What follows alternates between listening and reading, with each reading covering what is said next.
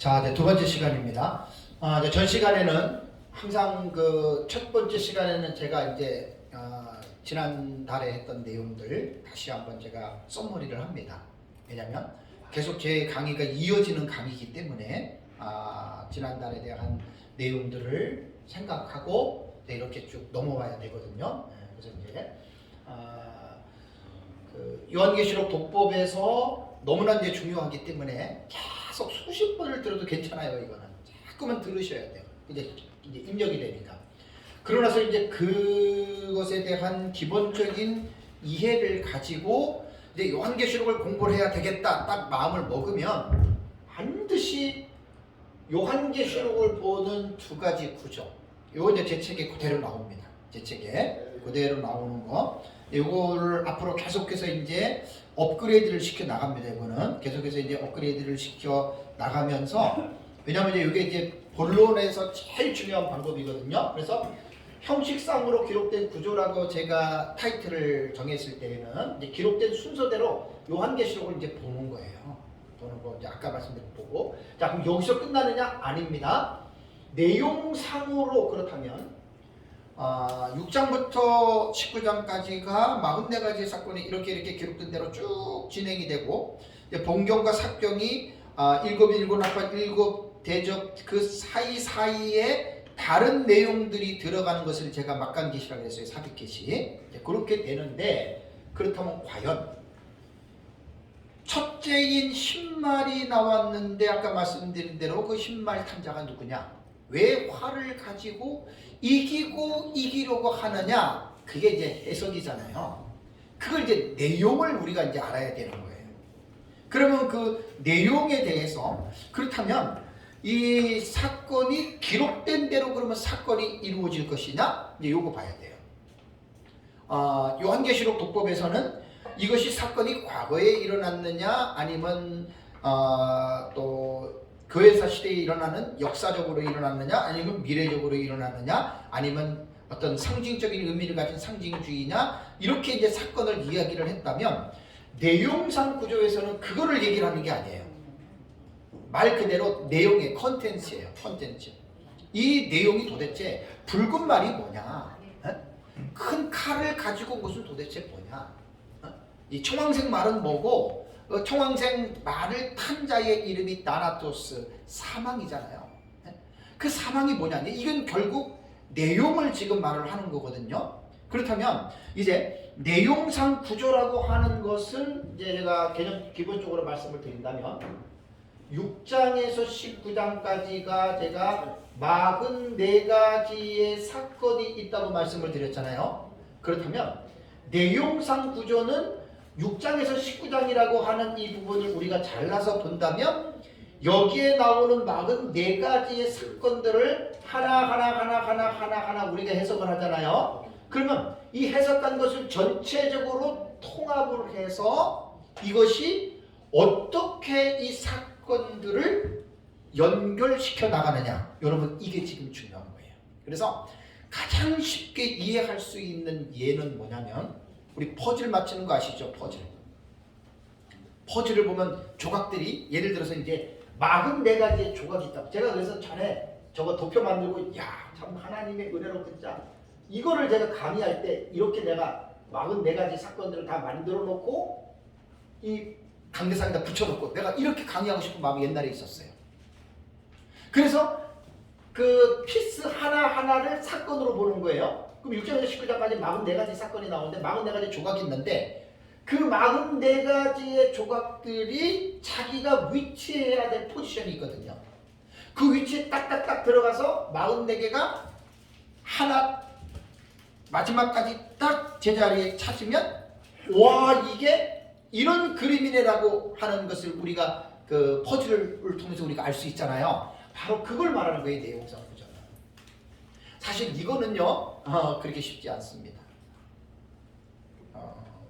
뭐 무천년이든 전천년이든 뭐 학자들조차도 그냥 뭐 다 유명한 학자들 갖다 놓고 뭐 이렇게 뭐 이럴 것이다라고 했지, 자기가 그 내용에 대해서 이렇게 완성된 6장부터 19장까지가 하나의 완성된 그림으로 촥 본다고 하는 거는, 이건 진짜 어려운 일입니다. 그런데 저 도표를 딱 보면은 한눈에 지금 보이죠? 그래서 타이틀이 한눈에 보는 요한계시록 도표예요. 1장부터 22장까지 한눈에 딱 보잖아요. 한눈에. 저걸 그래서 제가 내용상 구조라고 지금 말을 붙인 거예요. 근데 참 이렇게 배우기도 제가 볼 때 쉽지 않아요. 근데 이게 시간이 많이 걸려요. 시간이. 간단하게 누워서 떡 먹으면 얹힙니다. 요한계시록 그렇게 배우면 안 돼요. 그래서 이제 내용상 구조는 바로 이러한 개념으로 제가 이제 첫 문을 연 거예요. 자, 그렇다면 내용상 구조에 있어서 이제 우리말에 보면은 그 일목요연이라는 말이 있습니다. 일목요연. 일목요연이라고 하는 말은 사전을 찾아보시면 한 번에 보아서 훤히 알 수 있을 정도로 분명하다라고 하는 뜻이 일목요연이에요. 저 도표를 한눈에 딱 보면 정말 일목요연하죠, 그죠? 저 도표 하나에 훤히 보아서 지금 알 수 있잖아요, 그죠? 이게 바로 내용상 구조에 대한 이 부분을 지금 제가 말씀을 하는 겁니다. 그런데 여기에서 오해를 하면은 안 됩니다. 자, 여기서 보면은 제가 요한계시록은 단락의 구조에서 제가 말씀을 드렸어요. 단락의 구조. 되게 중요한 거예요. 단락의 구조법이. 단락의 해석법에서 보면은 그 사건들이 이루어지는 과정이 6가지로 말을 했는데 우리가 말하는 것은 뭐냐면은 지금 내용상 구조에서는 뭐냐면 제가 재정리를 해야 할 필요성에 대해서 말씀을 드렸거든요. 이 말을 오해하지 말라는 거예요. 왜 그러냐면 마치 요한계시록이 이 구성이 혹은 구조가 잘못되어서 우리가 그것을 정리를 해야 된다라고 그런 말 아닙니다. 절대 여러분 이건 아닙니다. 이렇게 생각하면 오해가 되기 때문에 제가 지금 말씀을 드리는 겁니다.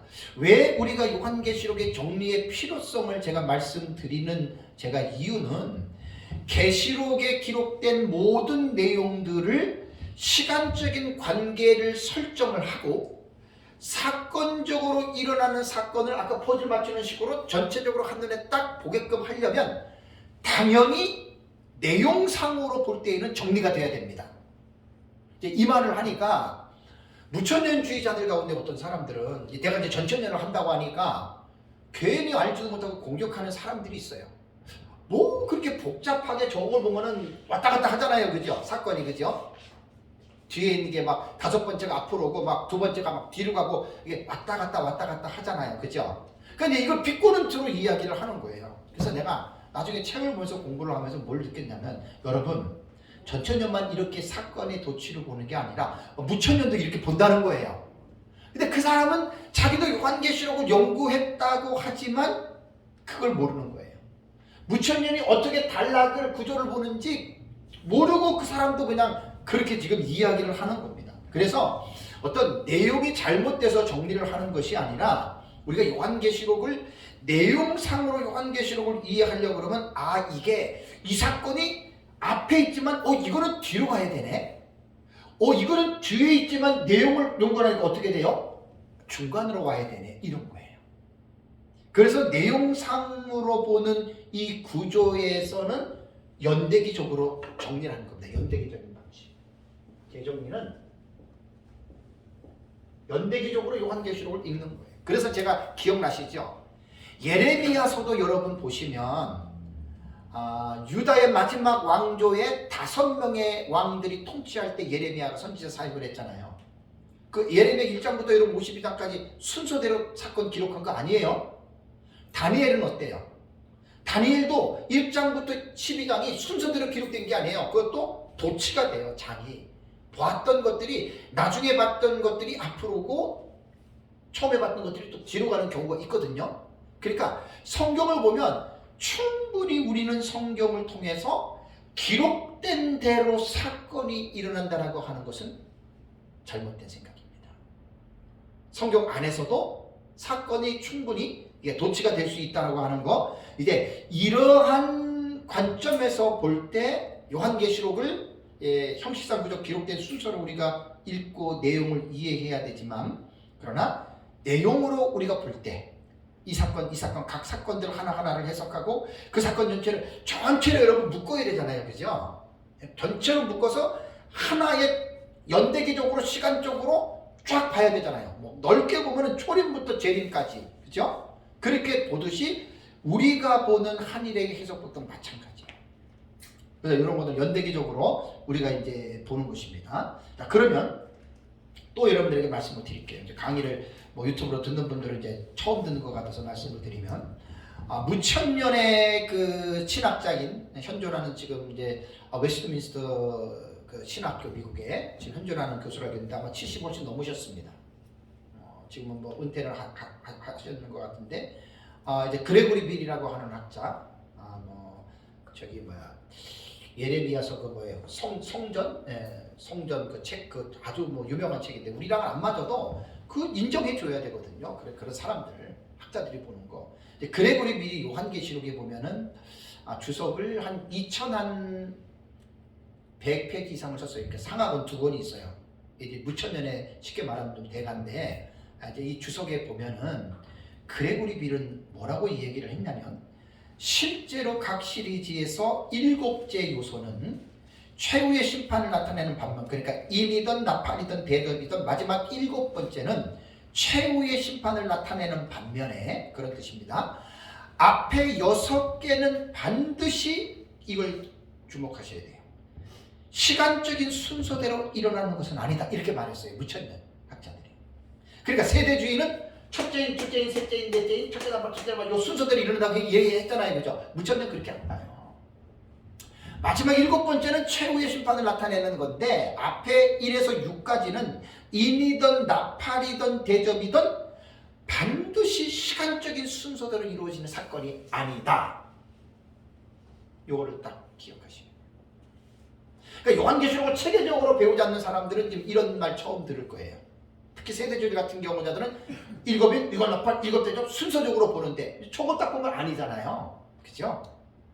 그러니까 제가 저거를 민목사님 거를 정리를 해놓고 저거를 계속 보면서 설명을 해줘야 되잖아요. 제가 설명을. 그러니까 이런 지식이 없으면 저거 설명 못해요. 저 설명 못해요. 그냥 카더라로 끝날 수 있어요. 그래서 그걸 제가 좀 설명해 드리는 거예요. 그래서 우리만 그런 게 아니라 무천년도 성경을 이렇게 보는 거예요. 그 다음에서 그레고리 빌은 뭐라고 얘기를 했냐면, 숫자를 매긴 주요 의도는 왜 첫째인, 둘째인, 셋째인, 넷째인, 다섯째인, 여섯째인, 일곱째인 왜 숫자를 매긴 줄 아느냐? 그레고리 빌은 이렇게 얘기를 합니다. 요한이 본 환상의 순서를 나타내는 것이지, 첫 번째 이거 보고 두 번째 이거 보고 세 번째 이거 보고 순서를 나타내는 것이지, 단지 역사적 사건들의 순서를 나타내는 데 있지 않다. 사건의 순서를 나타내는 데 있지 않다, 그 말이에요. 그러니까 첫째, 둘째, 셋째, 넷째 이것은 환상을 본 순서일 뿐이지 실제적인 사건은 그렇게 안 일어난다는 이야기예요. 여러분들도 처음에 제가 저기 강의하고 막 그럴 때 와, 막 신기하잖아요. 왔다 갔다 왔다 갔다, 그죠? 근데도 감히 이제 질문들을 못해요. 질문도 아는 사람만 하지 모르는 사람 질문 못해요. 뭐 카더라 했으니까 그냥 왔다 갔다 하지. 그러면서 이제 한편으로는 어떤 생각도 들어요. 좀 이상하다. 그런 생각 들 수 있어요. 세대주의들 같은 경우는 당연히 이상한 거죠. 순서대로 나타난 게 아니잖아요. 근데 무천년의 학자들이 무천년의 종말론을 요한계시록 어떻게 보냐면 6장부터 20장 이렇게 봐요. 그래서 계시록 20장에 천년왕국 나오죠. 그 20장 무천년 주자들은 스타트가 어딘 줄 아세요? 초림이에요. 예수님 초림. 그러니까 20장이 갑자기 앞으로 오잖아요. 그죠? 완전히 사건이 도치가 돼도 엄청난 시간적인 간극이 크다는 얘기예요. 우리는 하늘에 7년 하면서 보지만, 그죠? 제가 이렇게 말씀드리는 이유는 뭐냐면, 우리가 가지고 있는 기본적인 사람들의 생각들이 있어요. 1 다음에 2, 3 다음에 4, 7 다음에 8, 9 다음에 10. 순서적으로는 그런 것이 맞지만 사건이라고 하는 측면에서 볼 때에는 사건은 순서대로 일어나는 게 아니에요. 그래서 그레고리 빌은 이 사실을 명심하는 것이 요한계시록의 핵심 원리다 이렇게 말한 거예요. 어떻게 보면 저보다도 더 이 부분이 무천년에서는 그것을 강조하고 있어요. 238페이지에서 239페이지 요한계시록 상권에 이 내용이 나옵니다. 제 책에도 아마 이걸 제가 집어넣은 걸로 알고 있어요. 그러면서 뭐라고 얘기했냐면 이 원리는 각 시리즈의 숫자가 붙는 요소들에만 적용되는 게 아니라, 와 보세요. 일곱인 일곱 나팔 일곱 대접의 순서와 숫자가 붙어 있지 않는 환상에도 적용된다. 아이고, 내가 하고 싶은 말이, 내가 이렇게 말을 하면 사람들이요 꿈쩍도 안 해요. 너가 뭔데 이런 거거든요. 근데 그레고리 빌이 말했다 그러면 와, 이 사람들이 왜 그게 있어요. 외적인 어떤 오소리티에 인정하는, 나는 외적인 오소리티가 없어요. 근데 제가 그레고리 빌 책을 보기 전에 제가 옛날부터 이런 얘기 자주 했죠, 그죠? 저거 만들고 생각하다가 자주 말했어요. 이게 그 말이에요, 그 말. 그러니까 꼭 세 가지 일곱 시리즈뿐만이 아니라 막간계시도 마찬가지라는 거예요. 12장에 나타난 막간계시가 앞으로 갈 수도 있고, 그죠? 7장, 8장에 나타난 계시가 뒤로 갈 수도 있다, 그 말 아니에요. 그러니까 이것은 무천년과 전천년이 내용상으로 해석하는 것들은 전혀 달라도 요한계시록을 형식상 구조로 기록된 구조를 볼 때에 내용까지 첨가하면 우리가 보는 저 구조와 무천년이 보는 구조는 같은 방식이라는 이야기예요. 다만 범위를 한정하는 데 있어서 우리는 예수님 재림 직전에 한 이래라고 하는, 우리는 그 좁은 철저한 미래적인 관점으로 우리는 그 틀을 세우는 반면에 무천년은 초림부터 재림까지 길게 세워놨다는 거예요. 이해가 되시죠?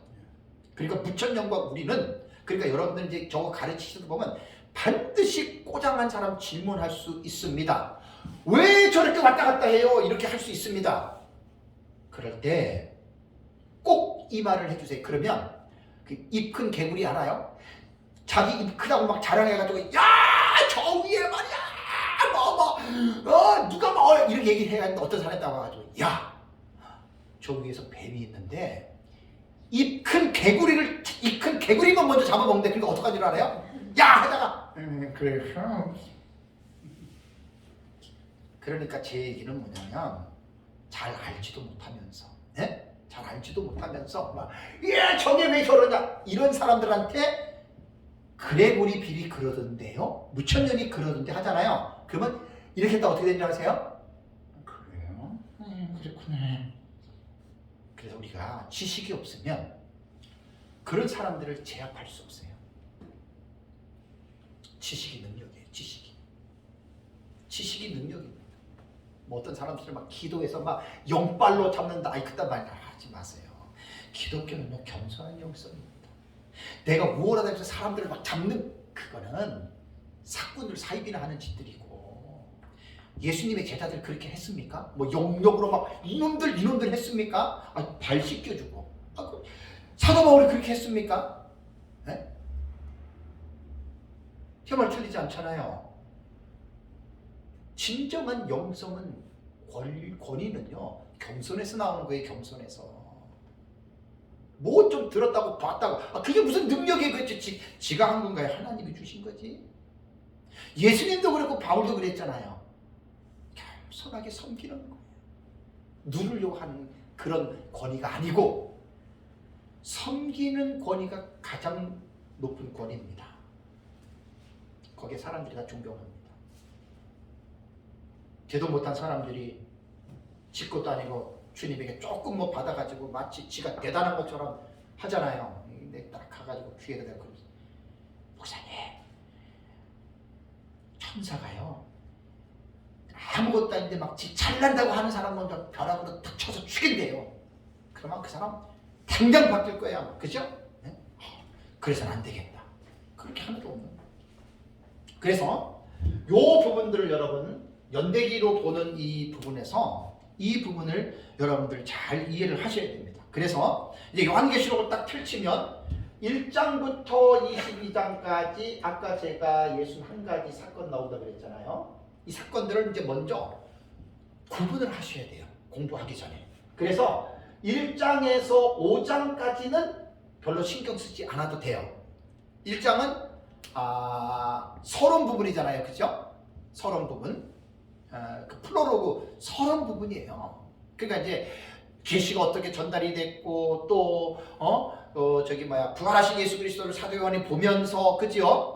일곱 교회 그 얘기하고 2장과 3장은 에서보드 사빌라 일곱 교회에 보낸 편지 내용이잖아요. 그거는 걱정하고 어려울 게 없어요. 그 다음에 4장과 5장은 천상의 성전에서 성부 하나님, 성자 예수님, 성령 하나님, 그 다음에 내생물, 24장로들, 천군 천사들.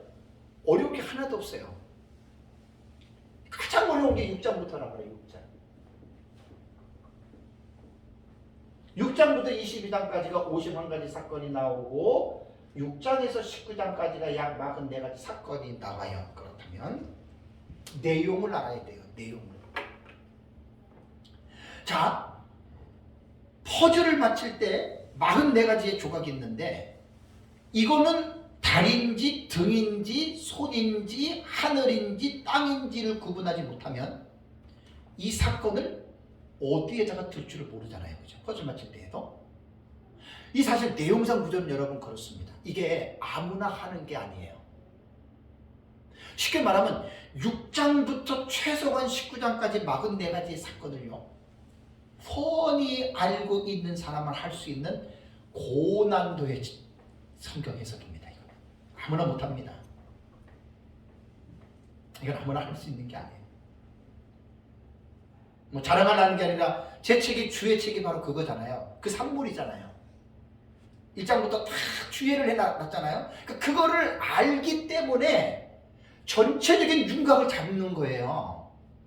첫째 인이 뭐고, 둘째 인이 뭐고, 셋째 인이 뭐고, 넷째 인이 뭐고, 다섯째 인이 뭐고, 여섯째 인이 뭐고, 14만 4천이 뭐고, 흰옷 입은 큰 무리가 뭐고, 형식상 구조를 1장부터 6장부터 쫙 생각을 하면 첫째 인은 두중인이고, 둘째 인은 전쟁이고, 셋째 인은 기근이고, 넷째 인은 적그리스도 출현이고, 다섯째 인은 천상재단에서 순교자들의 탄원이고, 여섯째 인은 지구가 멸망하는 거고, 일곱째 인은 새로운 상황을 재전개하는 서막적인 계시고, 일곱째 인 안에 일곱 나팔이 딸려 있고. 자, 이게 그냥 나온 게 아니에요.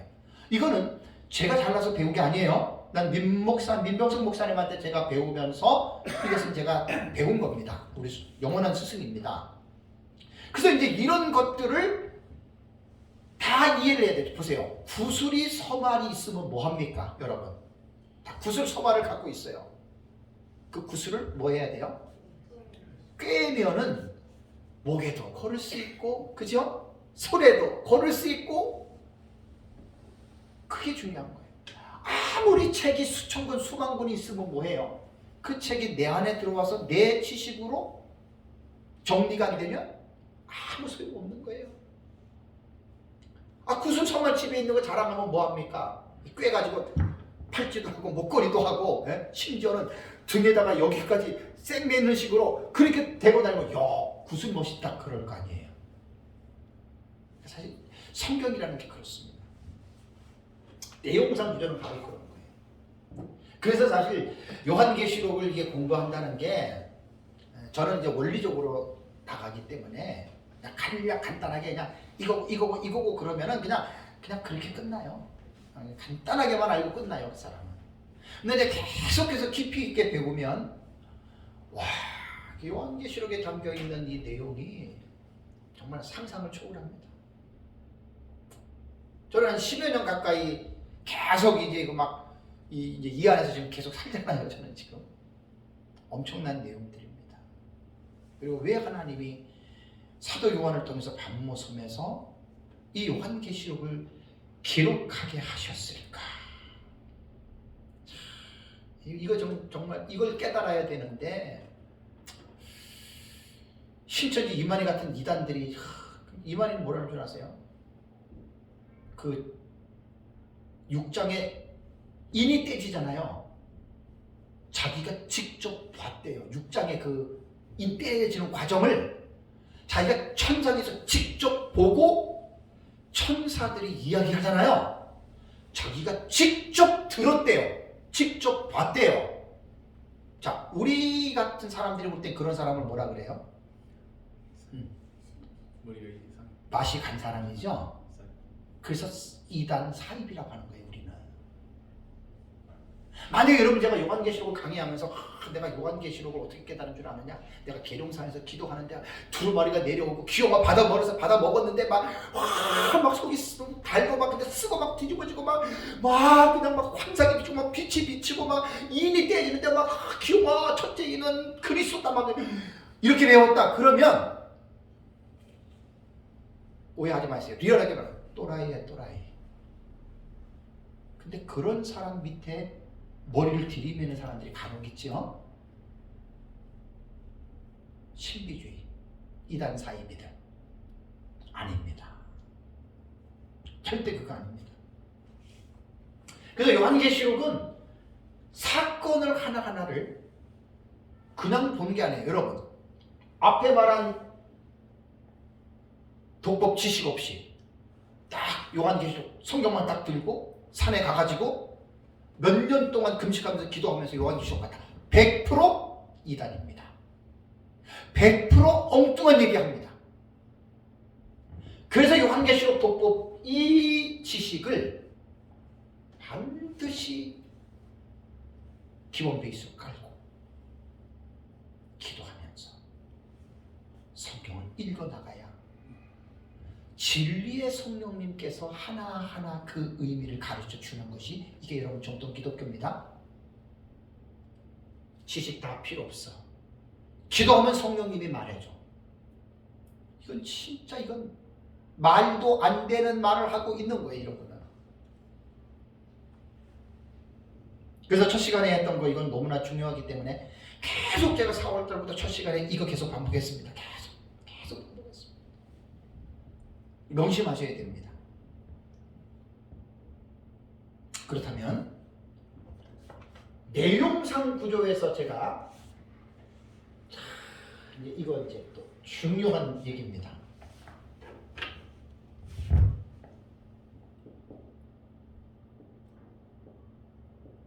총론 계시와 연결 계시와 연관 계시를 구분할 수 있어야 돼요. 자, 이건 어디냐면 도표에 나옵니다. 연결 계시와 연관 계시는 막간 계시입니다. 요 막간 계시를 도표상으로 확인하고 이해하기 쉽게끔 제가 용어를 만들어 놓은 것밖에 없습니다. 총론 계시는 세 가지의 7 시리즈입니다. 인, 나팔, 대접. 그 다음에 20장 이후에서 22장까지가 이게 그 본경이라고 했죠. 본경. 이게 총론 계시는 결국 본경으로 보시면 돼요. 그러니까 본경과 막간 계시를 제가 요렇게 세 가지로 구분해서 용어를 만들었는데, 총론 계시는 민목사님 책에도 나오지만 계시록을 연구하는 사람이라면 다 7인을 총론 계시로 이야기합니다. 여러분 이거 아셔야 돼요. 뭐 민목사님만 그래. 그거 아니에요. 이거는 다른 주석들을 봐보세요. 그냥 성경을 딱 보시면 7인에서 모든 계시들이 휘하는 뭐죠? 휘하는 딸려있는 거예요. 딸려있는 거. 그 휘하에 있는 거예요. 무천년이건 전천년이건 형식상 구조로 볼 때 다 이렇게 총론 계시로 봅니다. 7인의 계시가 거의 중요하고 이것이 결국 모태가 된다 이렇게 보는 거예요. 지식의 범주가 좁으면 우리 목사님만 그래서 우리 목사님만 그래 이렇게 말하면 안 돼요. 우리 목사님이 한 말이 목사님은 누구한테 배워서 했겠어요? 다 스승들한테 보고 배워서 한 거잖아요. 그죠? 이단과 사임들이 꼭 그렇게 얘기를 해요. 이만 최고래. 그런 게 아니에요. 우리가 목사님들이 뭘 알아서 합니까? 다 책 보고 교수한테 배운 걸 우리 좀 공부하잖아요. 그죠? 해야 새 것이 없어요. 겸손해야 돼요. 저는 제 책에 분명히 얘기를 했습니다. 내 책은 우리 스승이신 민병성 목사님과 또 세상에서 마지막 시대의 두 증인들 종들에게 내가 헌정한다고 했습니다. 내가 한 거 별로 없습니다. 뭐 있어요? 그냥 이것저것 갖다가 내가 정리한 것밖에 없어요. 저는. 그래서 제 책은 우리 스승이신 민병성 목사님의 사상을 내가 정리한 거기 때문에 거긴 내가 했다고 말 안 했습니다. 여러분 그거 잘 아셔야 돼요. 그래서 총론 계시에 대해서 먼저 제가 좀 말씀을 제가 드리겠습니다. 왜 그러면 총론 계시는 요거 이제 세 가지 시리즈가 다 말하는 게 아니라 총론 계시는 7인만 말합니다. 여러분 요거 이제 봉경 속에 세 가지 7시리즈 인납할 개념이 들어가지만 총론은 오직 인밖에 없습니다. 7인. 요게 총론 계시예요. 총론 계시. 왜 그렇다면 세 가지 7시리즈 중에 왜 7인을 가지고 총론 계시라고 부르느냐? 총론 계시라고 부르느냐? 그래서 도표에 보면은 7인에 딱 열고 총론 계시라고 노란색으로 제가 표기를 해놨습니다. 노란색으로. 자, 그렇다면 여기에 대해서 이제 이 부분을 분명하게 이해를 하고 넘어가야 됩니다. 7인의 계시를 한 일에, 우리는 이제 한 일에, 뒤에 또 자세하게 말하지만 예수님 재림절 한 일에 일어나는 총론 계시로 보는 이유는 기록된 순서로 여러분이 이렇게 쭉 보면은 7인과 7나팔과 7대접 시리즈가 요한계시록을 중추적으로 이끌어 나가요. 그러니까 이제 뭐 뜻은 몰라도 그냥 읽어보면 와 이거 7인, 7나팔, 7대접 요한계시록이 특이하네. 이게 요한계시록의 어떤 흐름 핵심이다. 이거는 누구든지 읽으면 깨닫는 거예요. 전천 읽고 부천 읽고 상관없어요. 예수 안 믿어도 그냥 문학적으로 요한계시록을 읽으면 와 7인, 7나팔, 7시리즈 이게 요한계시록에 뭔가 어떤 중추적인 역할을 한다라고 하는 생각을 갖게 됩니다. 그렇다면 7인 시리즈가 한 일회의 총론이 되는 근거에 대해서 여러분 먼저 제가 말씀을 드리면 자 우선 4장을 한번 보십시오. 계시록 4장. 이게 이제 무조건 총론 계시 이것만 하면은 할 말이 없고 자 요한계시록 4장을 여러분들이 보시면은 이제 이 근거를 먼저 말씀드릴게요. 베이스를 말씀드리는 겁니다. 베이스가 없이 어떤 이론이 형성이 안 됩니다. 자 계시록 4장을 보면은 2절을 보면은 사도 요한이 하나님의 나라의 보좌와 그 위에 앉으신 하나님을 보았죠. 그 다음에 4절을 보면은 보좌에 둘러있는 24보좌와 그 위에 앉아있는 24장로를 4절에 보았죠. 그 다음에 또 보좌 앞에 수정 같은 유리 바다를 보았죠. 그 다음에 6절을 보면 보좌 가운데와 주위에 네 생물을 보고요. 그 다음에 5장으로 넘어가면 사도 요한이 1절에 보면은 보좌에 앉으신 이 성부 하나님입니다. 오른손에 안팎으로 쓰여져 있는 두루마리를 보았는데 그 두루마리가 몇 개지요? 7 두루마리입니다. 잘 보셔야 됩니다. 5장에 7 두루마리인데 이 7 두루마리는 스파라기족 봉하였다고 하는 말은 아무도 보지 못하게 그것을 닫아서 인을 쳤다는 거예요. 그래서 사도 요한은 천사의 음성을 들어요. 그러면서 2절과 3절과 4절과 5절을 보면은 이제 그 인을 천사가 어느 누구도 뗄 수가 없다. 그렇게 이야기를 합니다. 그러니까 사도 요한이 울어요. 왜 울었겠습니까, 여러분? 하나님이 사도 요한을 반모습에서 왜 지금 이리로 올라오라 4장 1절에 말해가지고 왜 천상 보좌로 끌어올린 줄 아십니까? 이거 보여주려고 한 거예요. 그러니까 5장에는 다른 계시가 없어요. 7인으로 봉한 성부 하나님의 오른손에 7인으로 봉한 이거밖에 없어요. 그러니까 이걸 보여주려고 사도 요한을 콜링을 했는데 천사가 아무도 이것을 두루마리를 뗄 수 없다. 그래서 사도 요한이 그것을 보고 크게 울었습니다. 그때 5절에 보면은 장로 중에 한 사람이 요한에게 울지 말라. 유대 지파의 사자 다윗의 뿌리가 이겼다. 이게 바로 예수 그리스도거든요. 그러면서 그 두루마리와 그 7인을 떼실 것이다 라고 말을 했는데 이 말에는 여기에 바로 그게 나다 이렇게 그게 이단이죠. 못된 인간도 그런 못된 인간이 어디 있어? 근데 그 철떡같이 믿고 있는 게 신천지 30만 40만 신도들이라는 말입니다. 목사님도 정신 차려야 됩니다. 정상적인 사람은 이걸 딱 보면 그냥 딱 아는데 이걸 가지고 자신만만하게 이만희가 얘기를 합니다. 한국교회 목사들 나랑 요한계시록 얘기해보자. 아주 자신있게 얘기를 합니다. 사실 대화가 안 되는 사람입니다. 전혀 자기 말하는 대로 무식한 농부고 신학도 안 한 무식한 사람이기 때문에 오히려 그거를 자랑하더라고요. 오히려 자기 자랑해요. 그러면서 예수님과 제자들이 신학 공부했습니까? 까! 그러잖아요. 그죠? 정말 그 무식한 사람. 근데 거기 수많은 사람들이 현혹됐다는 게 참 놀랄 일이죠. 그리고 이제 그 말을 하고 그 다음에 이제 나온 게 뭐냐면은 이제 6장을 보면은 이제 딱 넘어가 보십시오. 6장 1절을 보십시오. 6장 1절을 보면 내가 보니 누가 어린 양이 7인 중에 하나를 떼시는데 그 이만희 지가 뗀다는 걸 이겼기 때문에 그러니까 기존 교회 한국교회 목사들은 요한계시록을 설교를 왜 못하느냐 이긴 자가 아니기 때문에 요한계시록을 몰라서 못 뛴다. 이 참 말이 안 되잖아요. 그래서 이제 6장부터 지금 뭐가 나오냐면 인을 떼는 장면이 나오는 거예요. 인을 떼는 장면이. 그 다음에 7장은 뭐가 나와요? 막간계시라 그랬습니다. 이게 이제 14만 4천과 흰옷 입은 큰 무리가 나와요. 그 다음에 이제 요한계시록 8장 1절과 2절을 넘어가면은 7번째 인의 계시가 나오죠. 그죠? 7번째 인의 계시가 나오는데 8장 1절을 보면은 1절과 2절에 7 천사가 서 있어 7 나팔. 그러면 여기서 보세요. 7번째 인은 뭐냐? 독자적인 사건 내용 없어요. 그죠? 7번째 인은 다음에 전개될 7 나팔을 소개해 주는 역할을 하는 거예요. 그러니까 본 알맹이는 없어요. 그냥 안내자예요. 요 7번째 나팔도 똑같아요. 7 대접을 안내해 주는 그것만 역할을 하는 거예요.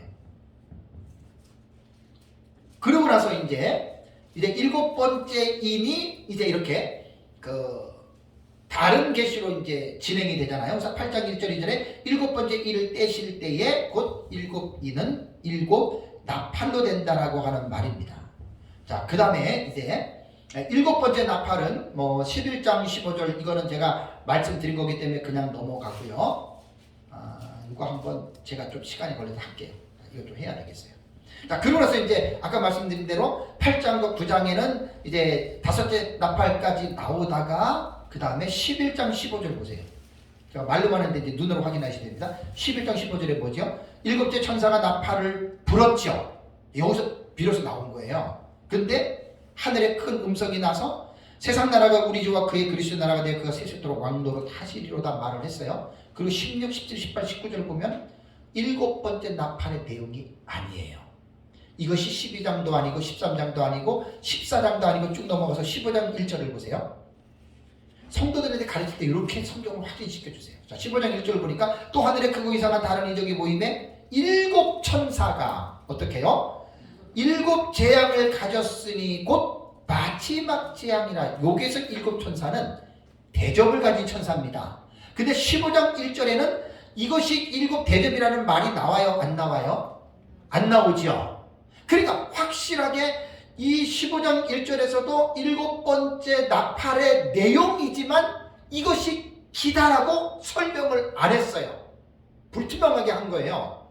그러고 나서 이제 또 15장 2절 3절 아까 말씀드린 막간계시가 나왔다가 6절 7절 보세요. 7절을 보시면 네 생물 중에 하나가 영원토록 살아계신 하나님의 진노를 가득 담은 뭐라고요? 금대접 7. 요게 이제 7번째 나팔의 내용이 요 7 금대접 요걸 말하는 거예요. 대접 요걸 말하는 거예요. 그러니까 그 전에는 뭐냐? 그래서 7번째 나팔이 가장 복잡해요. 구조가 11장 15절에 나팔이 불렸다가 침묵해요. 그리고 12장 13장 14장까지는 막간계시인데 이게 사막간계시군으로 내용이 엄청나요. 요게 이제 6막간계시가 17장 18장 19장이잖아요. 그죠? 요것도 내용이 많아요. 이거 이제 형식상 구조로 볼 때 이제 그 내용을 우리가 이제 볼 수 있는 겁니다. 그러고 나서 이제 15장 1절에서 또 7번째 나팔에 대한 얘기를 하고 분명하게 대접만 얘기를 여기 보면은 이제 마지막 제약만 얘기를 했지 대접이라는 말을 안 했거든요. 그러면서 이제 7절에 와서 비로소 대접을 얘기하고 16장에서 대접이 딱 여러분 이것이 이제 쏟아지는 겁니다. 그래서 이제 중요한 것은 이제 뭐냐면 제가 총론 계시를 지금 설명을 하는 가운데 이거를 얘기를 했잖아요. 요거는 설교로만 하지 마시고 반드시 성도들에게 그림을 보여주든지 저처럼 칠판을 쓰든지 해야 됩니다. 자, 이제 이렇게 보여야 됩니다. 일곱이니 첫째, 둘째, 셋째, 넷째, 다섯째, 여섯째, 일곱째 인 이렇게 나오잖아요. 일곱 번째 인이 내용이 뭐라 그랬죠? 요게 일곱 나팔로 계시가 연결되는 거예요. 넷, 다섯, 여섯, 일곱. 요 일곱 번째 나팔도 아까 보니까 뭐가 나와요? 그 다음에 나타날 대접이에요. 일곱, 이게 대접이 되는 거예요. 대접. 자, 그러면 이 그림을 보면 여러분 딱 감이 잡히죠? 일곱 번째 인 휘하 딸려 있는 게 뭐지요? 일곱 나팔이죠? 일곱 번째 나팔에 딸려 있는 게 뭐지요? 일곱 대접이죠. 일곱 번째 인에 일곱 나팔과 일곱 대접이 예속되어 있다는 거예요. 딸려 있다는 거예요. 딸려 있다는 거예요. 그러면 대접도 중요하고 나팔도 중요한데 대접과 나팔은 어디에 속해 있어요? 일곱 번째 인에 속해 있는 거예요. 그러니까 일곱 번째 인에서 다 새롭게 새로운 사건들로 전개가 되는 거예요. 자, 총론계시 이해가 되시나요? 이래서 총론계시라고 하는 거예요. 이거는 요한계시록을 연구하는 학자라면 무천년, 천천년 세대들이 다 이렇게 얘기를 합니다. 제가 책들을 보니까 다 이렇게 나와요. 그러니까 안 믿는 사람이 요한계시록을 많이 읽으면 이 말에 100% 동의합니다. 네, 구조가 그렇게 됐다는 거예요. 그래서 일곱 번째 인 속에 속해 있는 거는 자, 일곱 번째 인이라고 해서 앞에 첫째, 둘째, 셋째, 여섯째하고 분리가 되는 게 아니에요. 이것은 뭐지요? 일곱 인이라고 하는 하나의 그룹에 속한 거예요.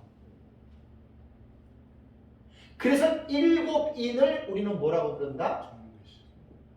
총론계시라고 부릅니다. 그래서 총론계시의 그 모티프가 어디서 시작되냐면 계시록 5장에 보좌에 앉으신 이의 오른손에 일곱 인으로 봉인된 계시가 있잖아요. 그죠? 그러니까 5장에 나타나는 거 그거밖에 안 나와요. 그게 이제 6장 들어가서 떼다 보니까 그것이 이제 19장까지 일곱 나팔, 일곱 대접으로 되면서 중간에 또 뭐가 나오죠? 막간계시 나오죠? 막간계시를 제가 연관계시와 연결계시는 이제 동경이고 막간계시를 제가 연관계시라고 제가 설명을 한 거예요. 그래서 이제 내용상 구조를 우리가 공부를 할 때는 전체적인 이 흐름을 먼저 잡고 있어야 돼요. 그러면 여러분 요한계시록 어렵지 않습니다. 참 재밌습니다. 시간이 걸려서 그렇지. 그럼 너무나 재미있게 요한계시록 여러분들이 공부할 수가 있는 거예요. 그래서 이제 일곱 인을 한번 잠깐 제가 이제 말씀을 드리겠습니다. 이래서 이제 일곱 인을 우리는 총론계시다. 총체적인 어떤 그런 것들을 이제 갖고 있다라고 하는 이제 그런 말이거든요. 그러면은 이제 그 일곱 인은 도표에 있듯이 우리는 항상 이게 한 일에 다음 시간에 우리 신학적 기초를 다시 한번 제가 또 말씀을 드릴게요. 한 일의 전반부와 후반부. 한 일회를 우리 7년으로 봐요. 모르시는 분들은 이렇게 저거 세대주의 아니야 그러잖아요. 그럼 또 제가 또 답답해가지고 또 제가 설명을 해줘야 돼. 아니거든요. 이거 여러분들 수도 없이 여러분들 공격받아요. 질문받아요. 한일에 전 3년반 후 3년반 이렇게 얘기를 하면 내가 왜 3년반을 안 쓴 줄 아세요? 세대주의라고 그래. 왜냐하면 세대주의가 이 해석법을 19세기 세대주의가 출현하면서 이게 쫙 퍼진 거예요. 그렇다면 제가 말씀드리잖아요. 세대주의는 언제 어디서 어떻게 출현했나요? 19세기 나왔잖아요.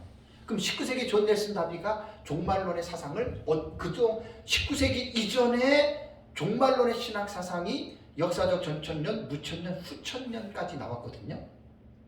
그러면 다비가 뭘 똑똑하다고 자기가 종말론을 창조하겠어요? 그러면 이단밖에 더 되겠어요? 항상 다비도 성경을 연구한 학자입니다.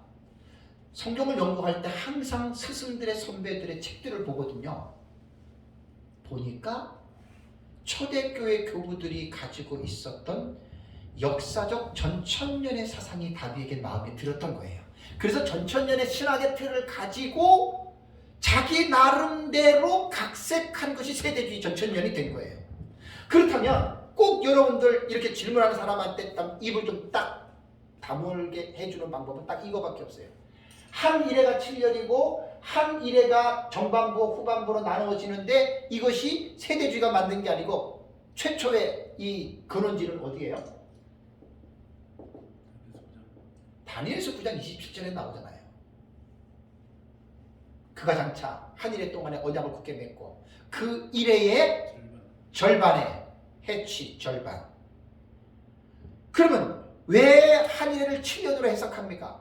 제 책을 보세요. 해석법들이 다양해요. 한 일의 해석법이. 그 7년으로 본다면 1회의 절반은 7년이라고 하는 기간의 전과 후를 나누면 횟수로 말하면 3년 반이 되죠. 한때, 두때, 반때 이렇게 횟수로 말하면 말 안 하고 달로 말하면 42달이고 일수로 말하면 1260일이에요. 이거 다 다니엘서 요한계시록에 나오는 용어 아니에요? 근데 어떻게 이거를 세대주의가 만들었다고 얘기를 해? 그러니까 그 사람이 무식한 거예요. 왜 그런 따지는 줄 아세요? 우리를 세대주의로 낙인 찍어놓고 우리를 코너에 뭐라고 때리려고 그러는 거예요. 학자들도 목회자들도. 저는 속을 훤히 알거든요.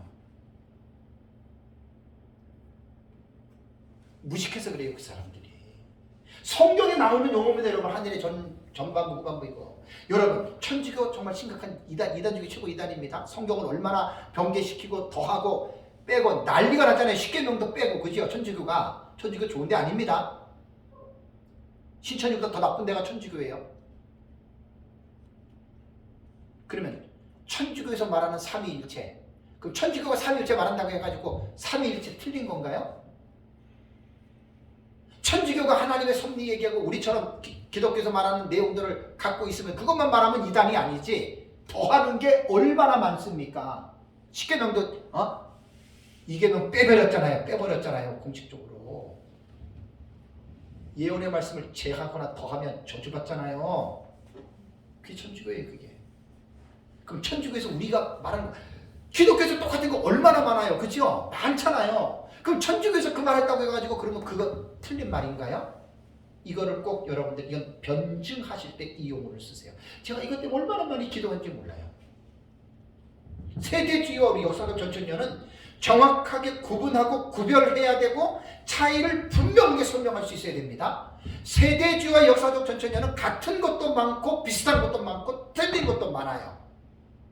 왜 그런 줄 아세요? 그래서 제가 역사적 기원을 말씀을 드린 거라고요. 이거를 구분하지 못하면 무천년주의자들이 볼 때는 니네나 쟤네나 똑같아 이렇게 지금 취급받고 있는 게 오늘날 우리 한국의 현실에서 제가 그러는 거예요. 제가 그러잖아요. 내가 왜 비싼 밥 먹고 남한테 왜 내가 무시당하냐고요. 그러니까 이런 용어를 쓸 때에 잘 알지 못하는 사람이 우리를 공격한단 말이에요. 그럴 때 변증을 하시라고요. 성경에 나온 용어입니다. 세대주의 만든 용어 아닙니다. 다비가 이 용어를 썼다면 초대 교부들한테 다비가 저희 다비가 배운 거예요. 아시겠죠? 천주교에서 캐톨릭 처치 그러잖아요. 캐톨릭 그러잖아요. 그게요 되게 중요한 말이에요. 캐톨릭이라고 하는 말이 뭐죠? 보편적인 교회라는 말이에요. 우리 기독교 캐톨릭 처치예요. 보편적인 교회예요. 그 캐톨릭 처치라 그러면 사람들이 천주교 생각하잖아요. 아닙니다.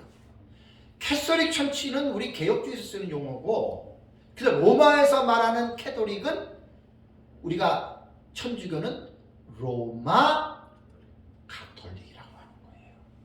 로마 제국 하에서 형성이 되고 로마 제국 하에서 기독교가 번질된 종교가 가톨릭인데, 그래서 꼭 가톨릭 말할 때는 로마가 들어가야 돼요. 로마 가톨릭입니다. 로마 가톨릭.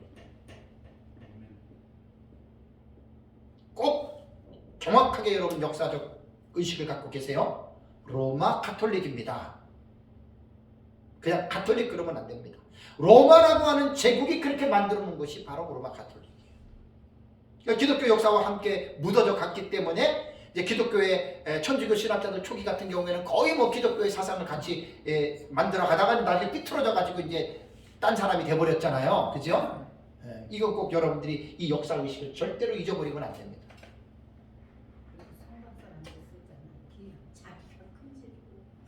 왜 천주교가 큰 집이에요? 아니 성당사. 그러니까. 내가 기독교에서 나갔죠. 그렇지. 바로. 그게. 네, 바로 그겁니다. 천주교인들은 지금도 그렇게 보는 거예요. 네. 우리가 큰 집이고. 우리는 작은 집이고. 그래서 이제 천주교인들이 볼 때는 루터는 완전히 그 당시에는 적그리스도입니다. 완전히 사탄의 앞잡이를 봤습니다. 아닙니다. 천주교는 기독교의 정통성을 물려받은 종교가 아닙니다. 로마 가톨릭은 기독교에서 완전히 변질된 완전히 희귀한 대형 괴물리 집단이 바로 로마 가톨릭이에요. 근데 거기가 우리 형님이라고요? 아, 이거 참 자존심도 없나 봐, 세상에. 그리고 기독교를 개신교라는 말 쓰지 마세요. 개신교라고 하는 말을 쓰는 사람들은 뜻도 모르고 그냥 천주교에 자기가 귀속돼 있다는 말이에요. 아니에요. 종교개혁은 로마 가톨릭에서 개혁된 것처럼 말을 하지만 본질은 그게 아닙니다. 초대교회 본질로 돌아가는 거예요. 중세 1000년 동안에 얼마나 로마 가톨릭이 본질을 더럽혀놨어요. 너무나 혼란스럽게 바꿔놨잖아요. 천주교를 개혁하면 우리가 천주교로 들어갔어야죠. 안 그래요? 종교개혁자들은 초대교회입니다.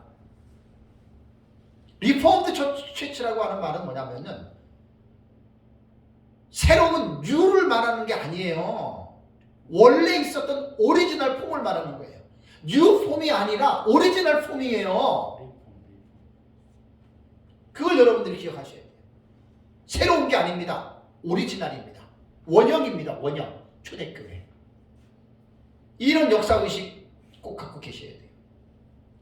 천주교 사람들 뭐 우리랑 역사의식이 달라서 제가 볼 땐 안타까워요. 네, 꼭 이걸 여러분들이 기억을 하셔야 됩니다.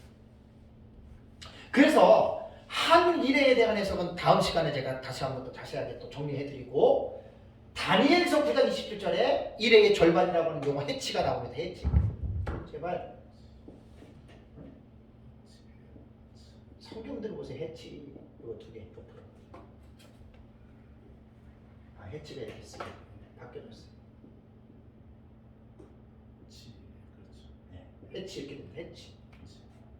그러니까 절반이라는 말이 딱 이게 미들이에요. 중앙. 그러니까 7년에 딱 중앙이니까 3년 6개월 1260일 한때 두때 반때 40달 이렇게 되는 거예요. 그게 요한계시록 단위에서 나오잖아요. 그래서 요 부분들을 내가 이게 높아지면서 자꾸만 이것만 나오면 내가 좀 알레르기 반응이 확 나와요. 왜? 지금도 이렇게 얘기를 해요. 이것 쓰면 세대주의라고. 아니라니까요. 그런 무지한 사람들을 깨우쳐줘야 돼요, 우리가.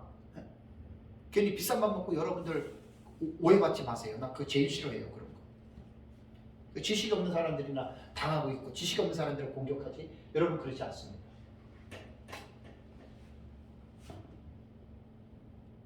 그래서 그래서 이제 요한계시록을 우리가 볼 때에는 이제 우리가 미래주의 해석으로 볼 때에는 요한계시록 1장 19절이 요한계시록 안의 구조를 예수님이 말해줬어요. 자, 인간이 볼 때에는 요한계시록 1장부터 22장까지를 뭐 수십 명, 수백 명 보는 만큼 다 달라. 정의가 다 다르고 구조가 다 달라요. 그런데 1장 19절 너무 중요하잖아요. 예수님이 아예 요한계시록은 이런 책이야라고 못을 박아놨어요. 1장 19절 잘 알죠? 1장 19절이 그러므로 내가 본 것과 지금 있는 일과 장차 될 일을 기록하라 라고 이렇게 말을 했잖아요. 그죠? 네? 그러니까 이제 여기에서 다음 시간에 꼭 자세하게 제가 좀 말씀을 드리는 걸로 하고, 우선 총론 계시에서 이제 7인이 먼저 우리가 알아야 될 게 뭐냐면, 첫째 인이 두중인이에요. 전산력을 시작할 때. 둘째 인이 유브라데 전쟁이에요. 셋째 인이 검은 말이 기근이고, 넷째 인이 적그리스도 출현이고, 다섯째 인이 천상 제단 아래에서 하나님께 탄원하는 거고, 여섯째 인이 하늘에 끝나고 지구 심판이죠. 그죠? 요까지가 딱 요거만 하면 6장을 딱 보세요. 그럼 어떤 생각이 들어요? 1, 2, 3, 4, 5, 6은 6인데 특징이 뭐죠? 한 일회라고 하는, 그죠? 이거를 발견해내야 돼요. 자, 만약에 이것이 무천년처럼 스콥을 신약에서 구약 시대를 전체로 잡는다면, 그죠? 예수님 초림에서 재림까지로 잡는다면 그만큼 넓은 2000년 넘게끔해서 이거를 해석할 수 있겠어요. 그러나 이제 우리가 해석하는 법이 다르죠. 무천년. 그러니까 내용상 구조로 볼 때에는 지금 뭘 딱 우리가 볼 수 있냐면, 여섯 번째 인이 6장에 딱 나오잖아요. 6장에. 계시록 6장을 딱 보면은 우리가 여기서 배울 수 있는 게, 이 사건들이 보니까 한 일회라고 하는 이 틀 안에서 6장이 이것이 맞춰지는구나 라고 하는 것을 여러분 우리가 깨달을 수가 있습니다. 그러면 여기에서 뭘 우리가 느낄 수가 있냐면, 6장에서 말한 첫째 인에서 여섯째 인은 한 일회에 일어나는 사실을 하나님께서 6가지 인으로 하나님이 먼저 사도 요한에게 보여준 거예요. 자, 이 의식을 가지고 7장으로 딱 넘어와야 요 갭이 이해가 돼요. 이런 자세한 것 없이 6장을 여러분 딱 읽어놓고 7장으로 딱 넘어오면은 1절에 보면 2일 후에 14만 4천 내용이 나오잖아요. 그죠? 그러면 이게 지금 제가 이게 1, 2, 3, 4 이게 지금 숫자만 말한 게 아니라 내용으로 보면은 여섯 번째 일이 지구 심판이잖아요. 이 세상 심판이잖아요. 끝난 거예요, 세상은. 근데 7장으로 딱 넘어오면은 뭐 14만 4천이 인침을 받고 신호집은 큰 무리가 나와. 그러니까 이제 여기서 무천년주의자들은요, 여섯 번째 이는 멸망으로 봐요.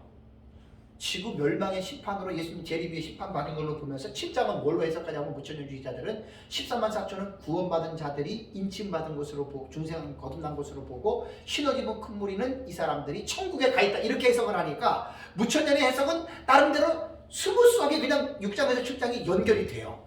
그들에게는 전혀 문제가 없이 아주 당연히 받아들이고, 전천년주의자들도 이렇게 보는 사람들이 꽤 있어요. 뭐라 할 건 아니에요.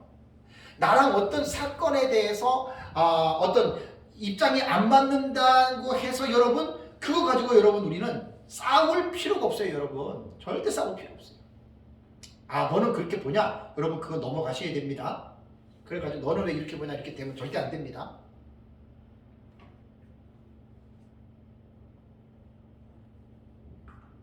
그래서 우리는 7장으로 딱 들어오면 우리는 해석을 이렇게 안 해요. 그죠?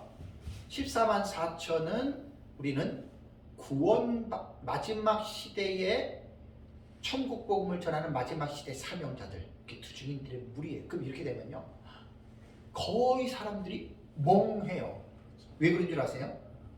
거의 다 14만 4천을 어떻게 가르쳤느냐? 무천년에서는 구원받은 자들의 총수, 세대주의에서는 유대인들의 구원받은 자들의 총수, 여기에 역사적 전천년자들도 거의 다가 구원받은 자들로 다 봅니다. 우리는 그렇게 안 본다 그랬잖아요. 그러니까 이렇게 알고 있는 사람들이 갑자기 14만 4천이 마지막 시대의 사명자들의 사명을 시작할 때 인칠 것이다 그러면 웽? 이거 뭔 소리 이렇게 된다는 말이에요. 그럼 여기에서 우리가 반드시 그냥 믿어 이렇게 말하면 안 돼요. 무책임한 말이에요. 왜 14만 4천이 마지막 시대의 주중인이 되는지에 대한 이해를 시켜줘야 돼요. 그 사람이 설득할 수 있게끔 충분한 내용을 여러분들이 풀어주는 게 우리가 할 일입니다. 근데 여러분 이거 결코 쉽지 않습니다. 여러분 이거 14만 4천을 마지막 시대 사명자인 두중인으로 푼다라고 하는 것은 아예 전혀 모르는 사람한테 이거예요 그러면 아멘하고 믿으면 제일 간단한데, 이미 기존의 선지식이 구원받은 자들로 거의 다 알고 있거든요. 대부분이 그렇게 알고 있어요. 무천년, 전천년, 지금 세대주의 다 유대인다 이렇게 알고 있어요. 근데 이렇게 주장하는 사람은 사실 소수입니다. 우리가 그 소수에 속한 거예요. 잘들 준비하시면 됩니다. 이게 참 힘든 내용이에요. 그 신어입은 큰 무리는 우리는 천국이 아니라 이 땅에서 이루어지는 예비처럼 보잖아요.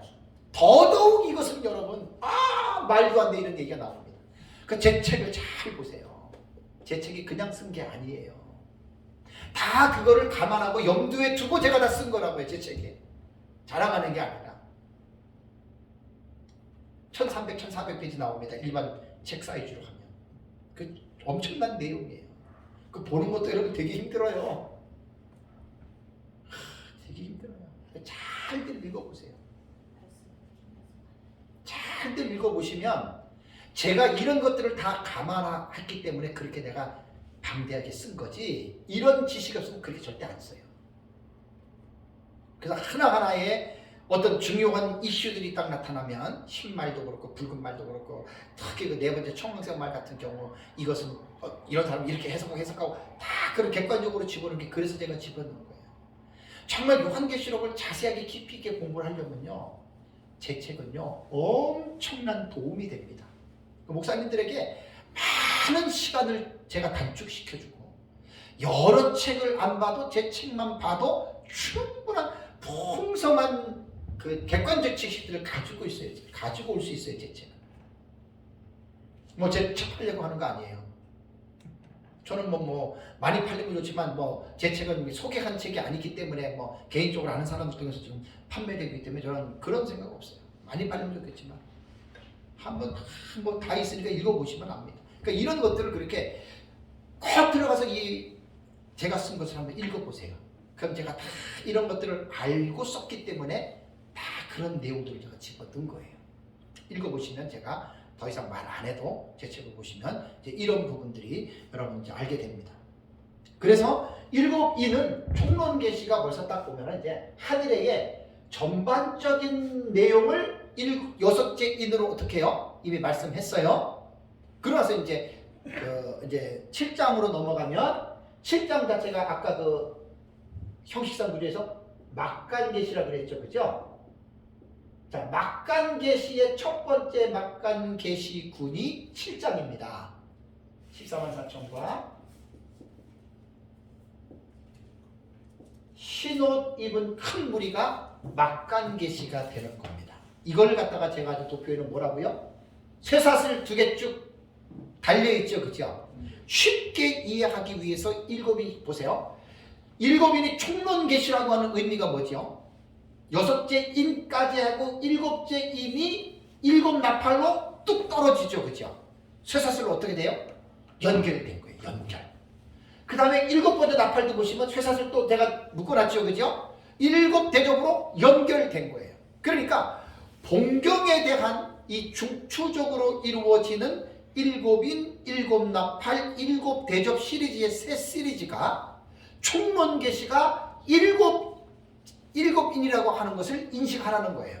그 다음에 일곱 나팔과 일곱 대접은 아까 그림에서 제가 다이어그램으로 보여줬잖아요. 일곱 번째 인에 전부 다 딸려 있는 거예요. 예속된 거예요. 그 휘하에 있는 계시예요.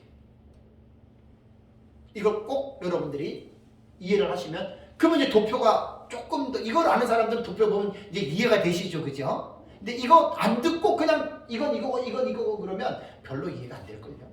궁금증만 적어보면 더 궁금증만 생겨요. 그러니까 지금 제가 이번 달에 하는 요 강의가 우리에게는 아주 완전히 핵심적인 내용, 핵심적인 내용.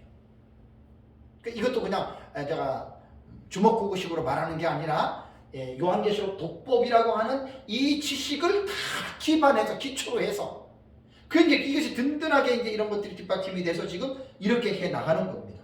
그래서 연결 계시는 일곱 나팔, 자 일곱 나팔, 헤타살핑크스, 이게 영어 성경으로 보니까 세븐 트럼펫이에요. 트럼펫.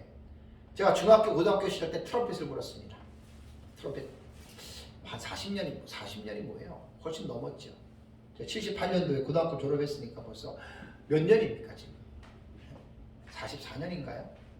그 트럼펫을 다 제가 좀 잘 부르는데, 우리 그 동기 중에 마사 성경 대표 이학재 교수님도 이 악기를 되게 많이 다뤄요. 내가 트럼펫 한다니까 거기 트럼펫이 있대. 그래가지고 장 목사님 우리 한번 같이 동기들끼리 엘리토도 하고 거기 뭐 클라리넷도 하고 많이 해요. 그래서 한번 우리끼리 한번 그 연주하자 그래서 내가 아이고 교수님 저는 성경 연구하는 정신이 없습니다. 그래서 내가 한번 갈라 그래.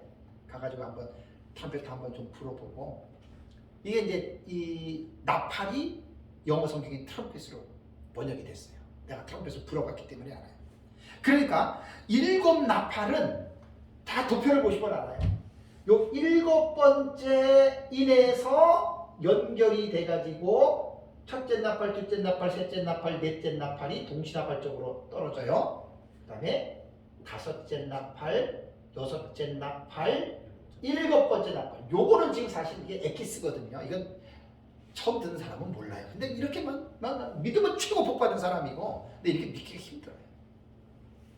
요게 이제 일곱 번째 인에서 이렇게 나팔이 어떻게 해요? 나팔이 지금 연결된 거죠, 그죠? 그리고 일곱 번째 나팔에서 또 연결된 게 뭐냐면 일곱 대접이에요. 일곱 대접.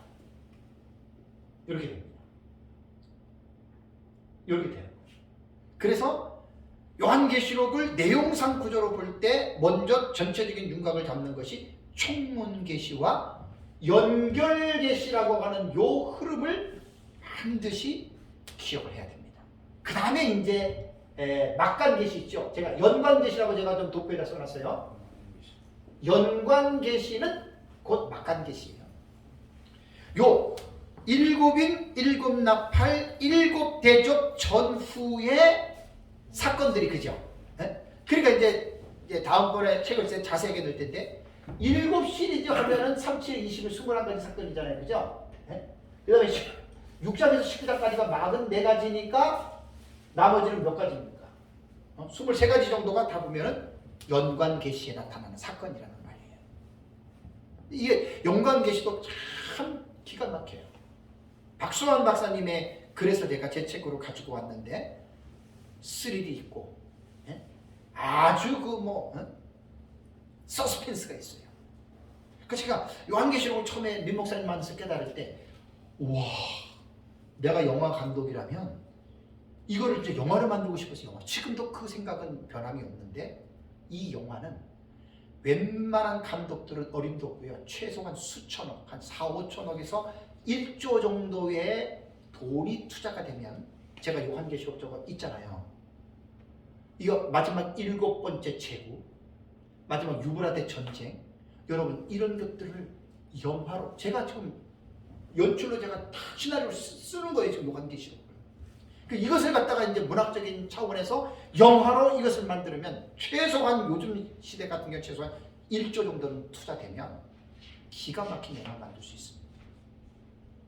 한일에 딱 시작되기 전부터 일곱 번째 그 4대 제국 나오잖아요, 그죠? 4대 제국 등장하는 것부터 시작해가지고 주중인들 등장하면서 그 고난 당하는 모습들하고 이런 것들 있잖아요. 그러고 나서 이제 하늘에가 딱 시작이 되면서 10가지의 사건들이 최소한 동시다발적으로 탁 떨어지는데 하나를 여러분 크로치해가지고 영화를 만들어 보세요. 나는 자신 있어요. 그래서 내가 세계적인 유명한 배우 뭐 스필버그인가 누군지 하나님이 허락하신다 그런 사람 만나면 내가 딱 만나서 내가 이 얘기를 해주면 아마 크리스찬에만 껌뻑 갈 거예요. 최소한 한 1조 정도는 들면 이게 이제 문화적인 사명적인 차원에서 이런 영화를 만들고, 왜냐하면 요한계시록을 영화로 만든다고 생각해 보세요. 뭐 몇몇 사람들 한 건 있는데 그러면 오히려 퀄리티가 떨어져요. 헤로 옷 입은 여자 같은 경우, 뱀이 여자를 막 공격하고 여자가 광야로 피신하고 흰옷 입은 큰 무리가 있는 그 예비체 모습, 저는 충분히 나는 이 연출을 하는데 감독할 수 있어요. 제가 이거 이렇게 만들고 이렇게 만들고 배우는 이렇게 쓰고 이런 환경을 만들고 4대 제국은 딱 벌써 딱 나오잖아요. 북쪽하고 남쪽하고 다 지금 나오잖아요. 러시아 그룹하고 중국 그룹하고 그다음에 이제 이쪽에 그 EU 그룹하고 미국하고 그다음에 중동 그룹하고 충분히 이거는 정치적으로도 어느 정도 알고 있기 때문에 충분히 내가 그 각본 다 쓸 수 있어요. 그리고 이제 그 영화를 만들 수 있는 스킬과 돈 있는 사람들한테 딱 넘겨주면 영화를 만들었다. 진짜 기가 막힐 겁니다. 그 다음에 여자의 남은 자손들이 후삼자만 대활란에 떨어져서 그들이 당하는 고통들, 나는 아주 섬세하게 나는 각본 쓸 수 있습니다. 지금 마지막 시대에 이제 지금 나타나는 종교 다원주의, 이것도 다 그 영화 안에 집어넣어야 되고, 그래서 이제 그 여인의 후손 남은 자손들이 이제 막 가슴을 치면서 그 적그리스도 핍박 속에서 그냥 그 신앙 지키는 막 리얼하게 나는 표현할 수 있어요. 그래서 이제 이게 뭐냐면 이제 연관계시예요. 이번 시간 정리하겠습니다. 내용상으로 보는 구조는 완전 엑기스 핵심이에요. 핵심 우리가. 이거를 공부하기 위해서 많은 시간을 통해서 이거 공부하셔야 돼요. 이거 공부하자고 이쪽으로 딱 들어가면은 이해를 못해요 사람들이. 자기 나름대로 막 각색을 꾸며요. 이거 위험한 거예요. 그래서 계시록 잘못 배우면 제가 그랬잖아요. 차라리 안 배우는 게 나아요. 이 요한계시록 잘못 배우면 이상하게 사람이 치우치거든요. 그 요한계시록 안 배우는 게 나아요. 그런 사람들. 요한계시록 몰라도 구원받아요. 계시록 몰라도 구원받아요. 잘 배우셔야 돼요. 잘 배우셔야 요한계시록을 통해서 기쁨도 생기고 즐거움도 생기고 사명도 생기고, 그리고 요한계시록에서 막 기쁨이 생기고 이제 막 마지막 때 목사님들 요한계시록 제대로 깨달으면 정신 차려요. 회개 안 할 수 없어요. 정신 차리게 돼요. 이걸 설 깨달으니까 어려우니까 못 읽어서 그렇습니다. 마치겠습니다. 기도. 살아계신 하나님, 두 번째 시간에